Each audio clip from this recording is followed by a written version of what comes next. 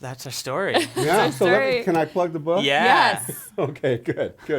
So, this this podcast is brought to you by Meditating Not really. You did Yeah. not pay for Entrepreneurs. this spot.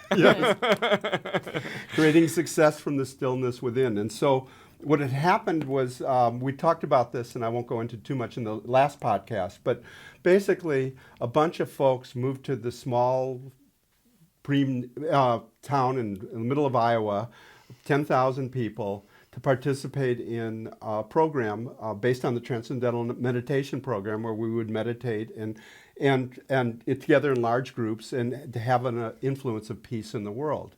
And to move here, we had to stay here. We had to survive, and so we didn't. I wasn't a farmer, and so we ended up starting our own businesses. And so I started a magazine company. Your father started an internet service provider.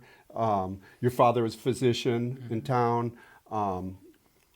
We had there was a fellow who was a Navy SEAL who moved to this town and started a solar energy company. There was an organic dairy farmer, a fellow who loves stained glass and now puts stained glass in throughout the country.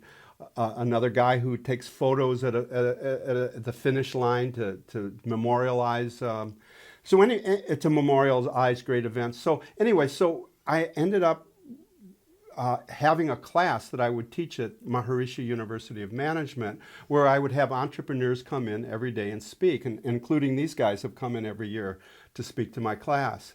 And I videotaped them, and they would tell their story about this improbable thing, just like me starting this company, how we started from nothing in the middle of nowhere before the internet and created these incredible businesses.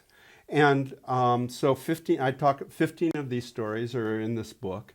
And it's really about how that you can build a business, make money, and not give up your values, continue to grow spiritually, all at the same time.